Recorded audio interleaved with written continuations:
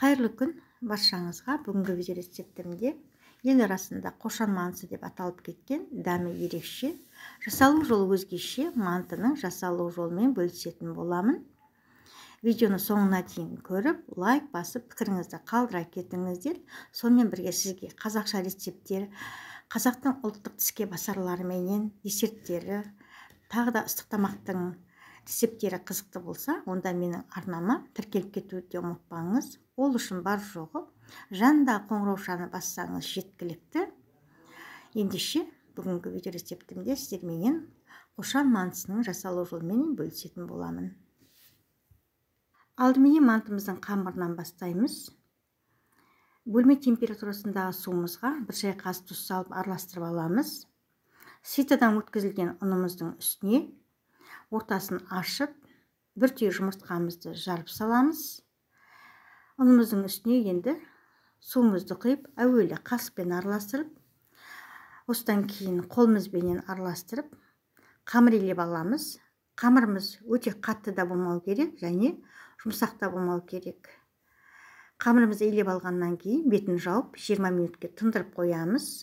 20 минуттан соң столдың үстіне алып, тағы да 5 минуттай столдың үстінде жақсылап қамырымызды илеп аламыз.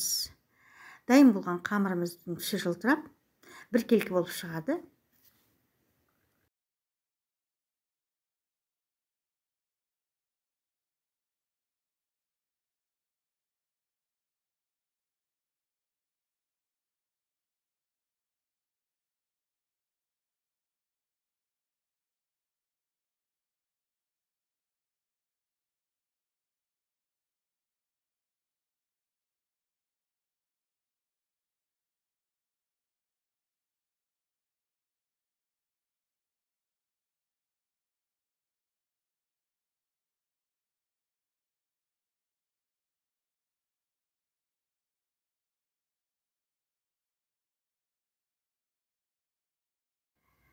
Мантымызды тартылған еттен жасаймыз. Қаласаңыздар, еттеріңізді ұсақтап турауға да болады. Сонымен бірге мантымызға асқабақ қосамыз. Асқабақ мантымыздың дәмін ерекшелетеді. Сонымен бірге осындай мөлшерде жуа аламыз. Және қойдың құйрық майымен жылқының қасытын аламыз. Осылардың барлығы мантымыздың дәмін ерекше етіп, өте дәмдетеді. Ұсақтап туралған асқабағымызды тартылған етіміздің үстіне саламыз. Енді жуамызды тураймыз.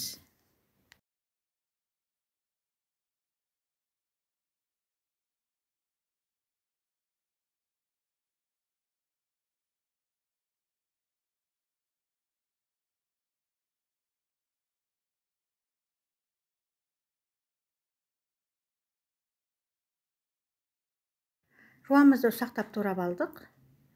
Фаршпенен асқабағымыздың үстіне саламыз. Енді құйрық майымызбенен қазымызды тураймыз. Алдыменен құйрық майымызды осылай жіңішке етіп турап алып, ұсақтап турап аламыз. Құйрық майымыздан кейін қазымызды да дәл осылай барынша ұсақтап майдалап турап аламыз.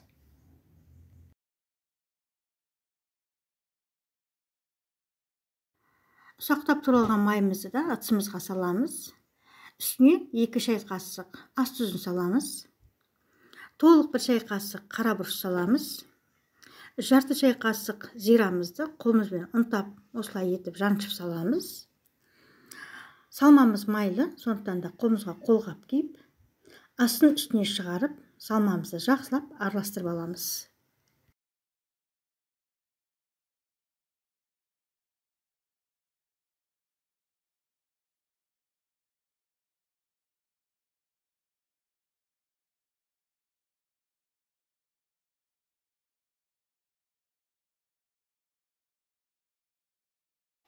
Енді қамырымыздың мантысын жаямыз. Егерде оқтаумен жайғанды ұнатпасаңыздар, қамырларыңызды майда-майда күлшелерге бөліп алып, жеке-жеке оқтаумен жайып жасауға да болады. Ол жағын енді өздеріңіз қалай ыңғайлы, солай жасай беріңіздер. Мен қамырымды екіге бөліп, екі күлше қылып жаямын. Алдымен осылай етіп тағы да бір столдың үстінде илеп аламыз. Илеп алғаннан кейін тағы да 5 минутке тындырып қойып, қамырымызды оқтауменен бір тегіс етіп жайып аламыз.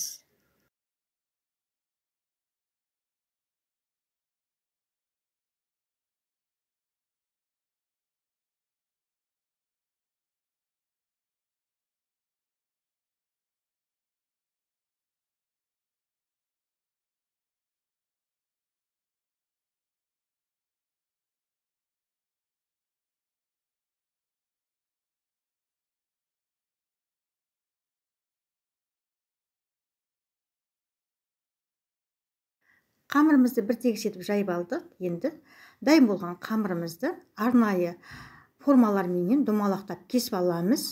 Менің формаларым кішкентайлы болып қалды, сондықтан да қаймақтың атысыменен домалақтап кесіп шықтым.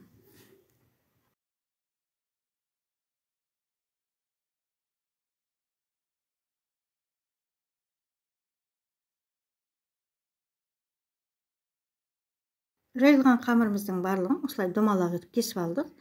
Енді ортасына салмасын салып, мантымызды түйеміз.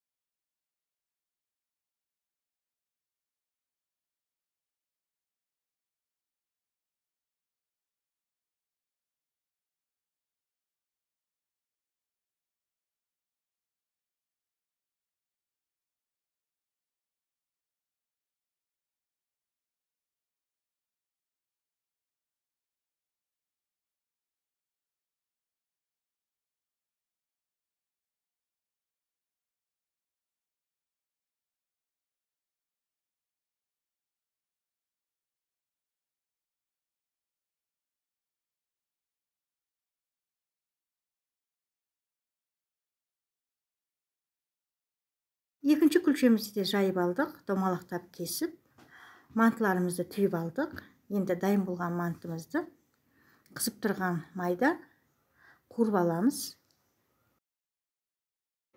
Қызып тұрған табамызға майымызды құйып, майымыз қызған кезде мантыларымызды саламыз. Орта отта әр бетіне 2-3 минуттан қызартып қуырамыз. Дәл осылай етіп, екі жағын бірдей етіп, мантыларымызды қуырып аламыз.